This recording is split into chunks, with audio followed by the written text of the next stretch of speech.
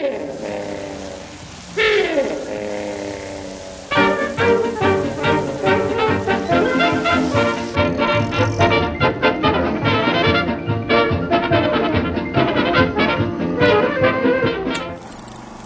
here at Brooklands Museum. It's in Weybridge in Surrey, and I believe from an awful lot of the UK it is the home of motor racing. Lots of extreme racing went on here, lots of records broken. It is really one of those true places of ludicrous sporting courage.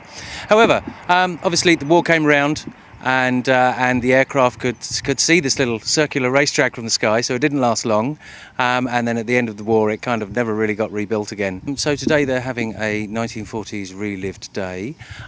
Seems to be some singing, dancing, there's some stalls as per usual, there's some ladies styling and beautitionist services, I believe. There's also military vehicles, reenactors. I believe there is a reenactment of the actual Home Guard troop that were here, and possibly Winston Churchill will be paying a visit later on. So as per usual, we'll have a wander around the place and see what we can find for you. Here with Paul. How are you enjoying the day so far? Very well, thank you very much. How did the whole 1940s relived event come about? Well, Brooklands, as people may or may not know, is sort of steeped in history with cars and racing and aircraft and aviation. But we really wanted to talk about an era that affected it for good, really, and that was the 1940s. Today is all about a decade where a lot of people came here, they worked here, some people were killed here. There was even a Brooklands Home Guard in the 40s. So this event is really talking about this place and how it would have been in the 40s, and just a celebration of that, really. Okay. But we wanted to get new people here to know about the place, and we didn't want it to be a well-kept secret. It means lots and lots of different things, but people usually only refer to it as either motorcycling or aircraft or something. So yeah, there's many reasons why people can enjoy this place. We do events all throughout the year. Everything from, as I said, aircraft and motoring events with specific car makes. We do Jaguar days, Morgan days, that kind of thing. We use the track as well, and Test Hill. Behind us is Test Hill, which was here back in the day. And part of the original 1907 track is still here. In the summer holidays we do car rides, so you can come along and we can take you up the hill in a vintage style car and go along the track. We also do torchlight tours in the winter season, so you can come here at night and you'll go around with a guide with a torch, and you'll go in all the nooks and crannies of the place and go in the tunnels that aren't normally open to the public, and just sort of lift the lid off the mystery that surrounds the place, really. Yeah. Thank you very much for speaking to us. That's okay. And I'm sure we're going to be back here somewhere soon. Thanks very much. You're very welcome. Hello, I'm here with Swingtime Sweethearts, Liana and Annie. How are you enjoying today so far? It's brilliant. It's such a good atmosphere. It's good. Yeah. Have you been to Brooklands before? Yeah, several times. Yeah, we have. Yeah. But it's lovely to see everyone dressed up in the era, and you know, it's yeah. This is the lovely first time to see. we've been and for a proper 40s event here and seen everyone in costume. So yeah, it's good. Yeah. How long have you two been performing together? It's coming up for 6 years now. Oh, okay. So quite a long time. What got you started in the first place? We was introduced at a wedding fair, both singing separately. I just started singing pretty much within that year, and Annie'd been singing her whole life. Once we got talking and we'd made friends, we discussed our grandparents. We was really close to our grandparents in this era, and got some uniforms and thought, let's go and keep the music alive, really.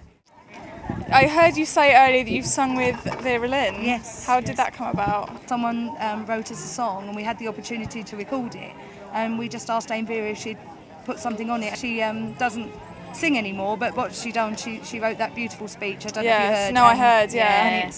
And she said she would be happy to do that. Her words are amazing. The reaction we get from, especially the older generation, when they hear her speaking, and they say that's exactly how we feel. You know, we've always got to remember how she wants to be remembered too. That's her legacy, and yes, of course. It's the last thing that she's ever recorded. So it's and for her to put it on her album was pretty amazing. Yes. So. No, of course. We was very, very privileged. Yeah. And on Tuesday of this week, we sung for the Queen. Did you? We Wow. Where can our viewers see you performing anytime soon? Oh, we've got so much coming up. Yeah. Chelsea Flower Show next week. Yes. War and Peace show we've got coming up in the summer Oh, down in Kent. We should be at that. Yeah, too, so we'll see you guys there. We're at RAF Hendon. We're here again for the Double 12, the Brooklands Double 12. There's so much coming up. So do you have a website that people can sort of... Yeah, definitely. It's www.swingtimesweethearts.com or swingtimesweethearts.co.uk. Okay, well thank you very much for speaking to us. And let's take a look at the best dressed competition. I have the onerous task of picking one from each category. But I think the smallest young gentleman in the middle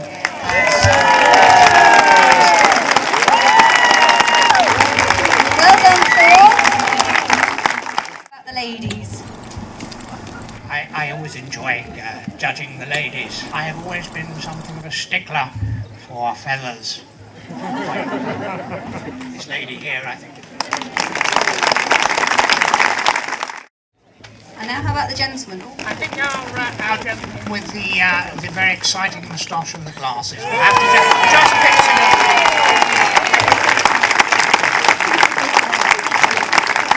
and thank you very much. I have never seen so many fine outfits as I have today. So we must move on and enjoy ourselves today, and tomorrow we must steel ourselves for victory. Okay, so I've managed to waylay Jethro for a few minutes. He's the winner of the male best dress competition. Well done, sir. Thank you. So, yes, obviously pinstripe, and then you say this is the CC41. Yeah, it's a CC41 suit, possibly a relatively late one, I think. A tie that I acquired, I think it's an American tie. Yeah. It's, I think, a Bavarian hat, pair of kind of period brogues, and that's pretty much it. CC41 thing. That was basically came about as a utility brand mark to reduce the amount of amount of material that's being used, and also so that when the coupons came about, to bring a standard for people, so that when they had a suit produced or a garment made, it used up a certain amount of coupons. Similarly, Union Mark for American. The Union Mark in American wear is similar sort of thing, and that went on for quite a while as well. Thank you very much for speaking to us, sir. No problem. And obviously, yes, you look fantastic, but I don't need to say that. Thank you. Hello, I'm here with Cindy, who's just won Best Dressed Lady at Brooklands. How does it feel to have won? I was very nervous. I thought there'd be more people there, but you're very nervous, I feel. Could you talk me through your outfit, please? This is a 1940s coat. It was quite expensive. I did buy it from a vintage shop, but I thought it was a good investment. It will only go up in value, it never go down. The same with the fox. It is a genuine. It was a 1938. The fox, so it goes into the 40s era. I did like the touch of the Wallis Simpson, so this is a rip-off of one of Wallis's yes, no, I noticed that. I thought had a little bit of authenticity. The bag is just a bag which suits the era. It isn't a 1940s.